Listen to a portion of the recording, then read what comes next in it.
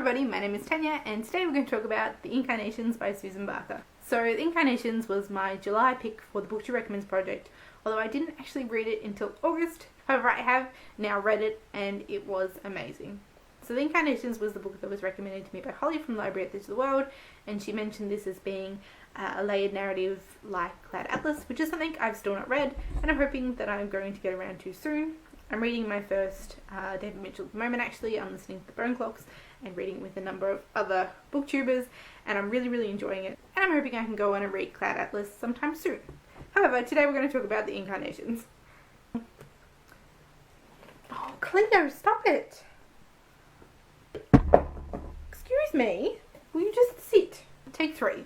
The Incarnations is something that I'd never heard of before Holly recommended it to me, and it was probably something that I wouldn't have found or picked up otherwise, and I'm so glad that you recommended it to me because this I really ended up enjoying. I loved it. So this one follows the story of driver Wang, who is a taxi driver in Beijing, and he starts getting letters, from somebody who claims to be his twin soul basically, and to have known him in various past lives. And so it follows his life as a taxi driver in the driving around the streets of Beijing, and his life with his wife and his young daughter. We go back in his past. We go back in the past of his family, and that was incredibly interesting in itself. But then we get interspersed with that, we get these letters that he's getting. The letters are unsettling and start to have an effect on Wang and his life, and they were incredibly interesting as well. And then the third element to this is different stories of their past lives, and so we get the story told from this other soul who's kind of speaking as a, you were here and you do this, and this is how they come into their life. And so we get several different stories of these past lives set through different periods in China's history, which was incredibly fascinating. So the first past life story is set in the Tang Dynasty, which was AD 632, and as I said, there are other ones in various different periods in China's history, and the most recent I think was during the Cultural Revolution in the 1960s. The stories are all very violent, both physical violence, sexual violence. There's a lot of horrible things going on in them. I found them absolutely fascinating. I found the whole thing fascinating basically. This was such a fantastic and mesmerizing kind of story.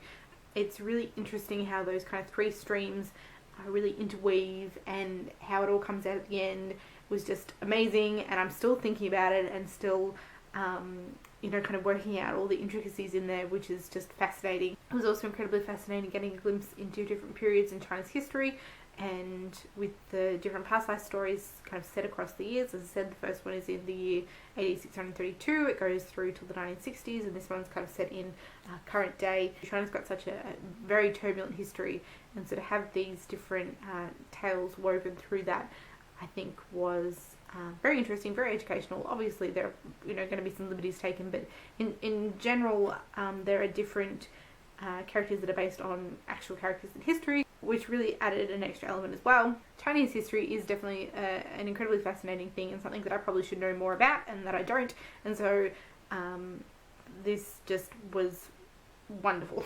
Words are not working. There's probably a whole lot more I can say about this, but I do need to leave the house very shortly, so I better wind this up. But I found this incredibly fascinating. I have probably said the word fascinating way too many times in this video, but fascinating it just really sums up this book was just absolutely fascinating, and it's something that I really need to go back and reread a second time and to really grasp the intricacies. And like I said, the ending, I'm still thinking about it and thinking about all the implications of that, and it's just mind-blowing and wonderful and highly worthwhile.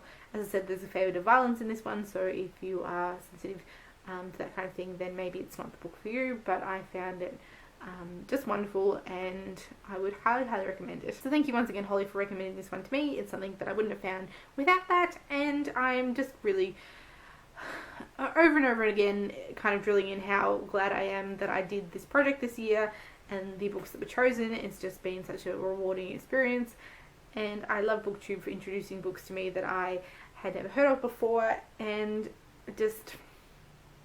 so I don't think I've covered all that much in this, but like I said, I do have to unfortunately wrap this up now. So if there are any questions that you have about this one, do let me know, or if you've read it, Let me know what you thought about it, because I'd love to hear from more people who've actually read this one. I disturbed the cat again. Yep.